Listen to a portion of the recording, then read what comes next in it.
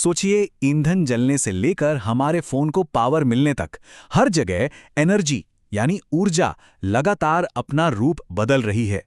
बस इसी बदलाव की स्टडी को थर्मोडायनामिक्स कहते हैं। ये वो बुनियादी नियम हैं जो तय करते हैं कि हमारे चारों ओर की दुनिया कैसे काम करती है। चलिए बात शुरू करते हैं एक ऐसे इंसान से जो ऊर्जा के बारे में थोड़ा बहुत तो जानता ही था, एल्बर्ट आइंस्टाइन। उन्होंने एक बार कहा था कि थर्मोडायनामिक्स साइंस का वो अकेला सिद्धांत है जिसके बारे में वो पूरी तरह से श्योर थे कि इसे कभी कोई गलत साबित नहीं कर पाएगा। मतलब ये सिर्फ एक थियरी नहीं है, ये तो यूनिवर्स के काम करने के तरीके का एक फाउंडेशनल पिलर है। अच्छा, इसको और सिंपल करते हैं। कभी सोचा है एक कोल्ड पैक ठंडा क्यों हो जाता है, या फिर जलती हुई आग गर्म क्यों लगती है? ये रोजमर्रा की बातें हैं, है ना? लेकिन ये सब थर्मोडायनेमिक्स के ही नियम हैं। इन सभी सवालों का जवाब ऊर्जा के बहने के तरीके में छिपा है। तो आज हम इन्हीं कोर कॉन्सेप्ट्स को एक एक करके समझेंगे।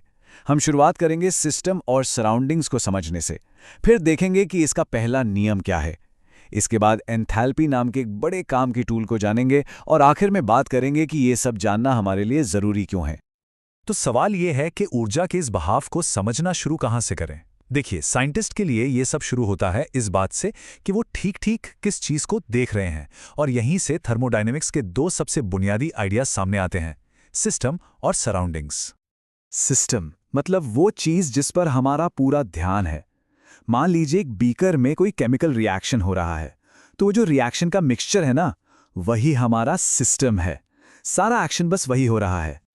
और फिर आती हैं सराउंडिंग्स। ये क्या है? अरे सिस्टम को छोड़कर बाकी सब कुछ, वो बीकर, कमरा, कमरे की हवा, मतलब हर वो चीज जो उस सिस्टम के साथ एनर्जी या मैटर एक्सचेंज कर सकती है।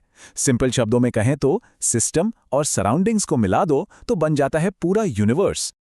अब ये जो लेन देन है ये तीन तरह का हो सकता है। पहला है ओपन सिस्टम, जैसे कॉफी का कप।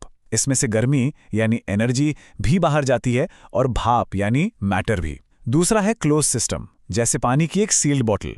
इसमें से गर्मी तो बाहर आ जा सकती है लेकिन पानी नहीं।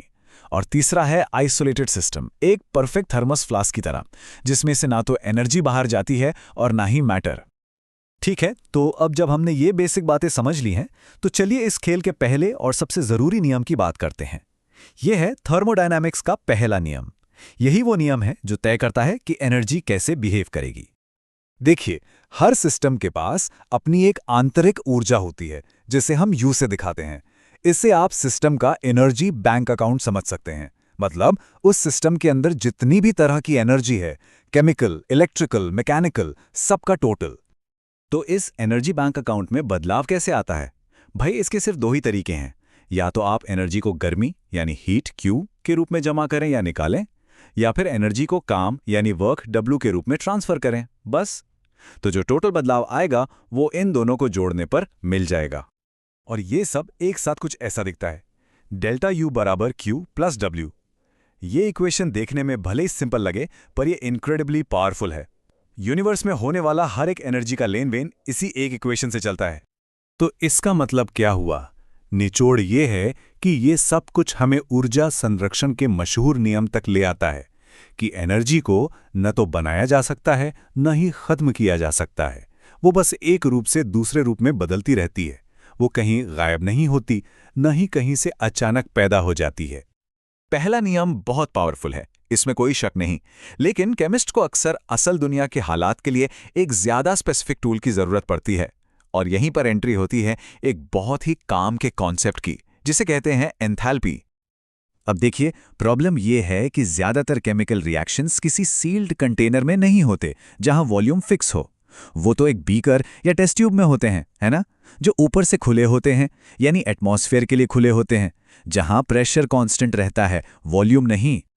तो इसका सोल्यूशन क्या है? इसका सोल्यूशन है एंथैल्पी, जिसे हम H से दिखाते हैं। इसे आप एक तरह का साइंटिफिक चीट कोड समझ सकते हैं, जो कांस्टेंट प्रेशर पर एनर्जी में होने वाले बदलावों को ट्रैक करता है। ये न सिर्फ इंटरनल एनर्जी U का हिसाब रखता है, बल्कि उस एक्स्ट्रा काम PV का भी हिसाब रखता है जो सिस्टम फैलने या सिकुड़ने में करता है। तो फिर दोनों में फर्क क्या है? सीधी सी बात है, डेल्टा U जो है वो टोटल एनर्जी चेंज है, मतलब हीट और वर्क दोनों मिलाकर। ये सील्ड डिब्बों के लिए बेस्ट है। दूसरी तरफ डेल्टा एच सिर्फ हीट में होने वाले बदलाव को मापता है, वो भी तब जब प्रेशर कांस्टेंट हो। और यही वजह है कि ये असल दुनिया के ज़्यादातर लैब रिएक्शंस के लिए एकदम परफेक्ट है। तो हमने कुछ बुनियादी नियम तो समझ लिए, पर सवाल ये है कि इसका असल में क्या फ़ायदा है। तो चलिए अब देखते हैं कि ये थ्योरी वाले आइडियाज़ कैसे पावरफुल रियल वर्ल्ड एप्लीकेशंस में बदलते हैं। एक उदाहरण लेते हैं हेस के नियम का। यह नियम कहता है कि एंथैल्पी एक स्टेट फंक्शन है।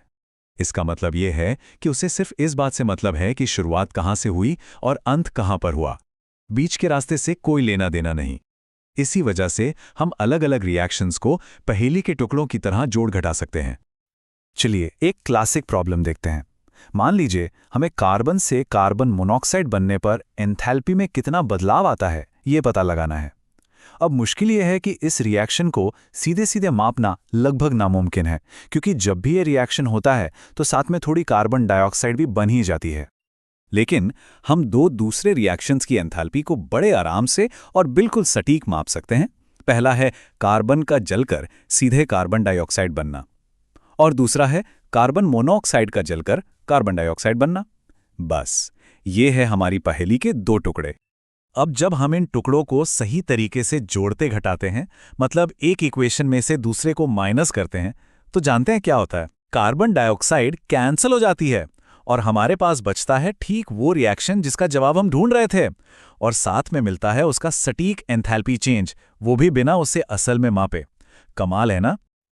और ये तो सिर्फ एक छोटा सा उदाहरण था। थर्मोडायनामिक्स हमें और भी बहुत सारे बड़े सवालों के जवाब देने में मदद करता है, जैसे कि किसी ईंधन को जलाने से कितनी एनर्जी निकलेगी, क्या कोई केमिकल रिएक्शन अपने आप होगा भी या नहीं, हम जो खाना खाते हैं उसमें एनर्जी कैसे स्टोर होती है। इन सभी को समझने और हमारी दुनिया को बेहतर बनाने के लिए ये सिद्धांत बहुत ज़रूरी हैं। तो हमने ये तो जान लिया कि एनर्जी हमेशा कंजर्व्ड रहती है, न बनती है न खत्म होती है, पर पहला नियम ये नहीं बताता कि एनर्जी एक खास दिशा में ही क्यों बहती है। गर्मी हमेशा गर्म चीज से ठंडी चीज की तरफ ही क्यों जाती है, और यूनिवर्स में हर प्रोसेस एक ही दिशा में आगे क्यों बढ़ता है, उल्टा क्यों नहीं। बस यही सवाल हमें थर्मोडायनामिक्स के दूसरे और तीसरे नियम की दुनिया में ले जाते हैं, जो उन ताकतों के बारे में हैं जो इस पूरे यूनिवर्स को चला रही हैं।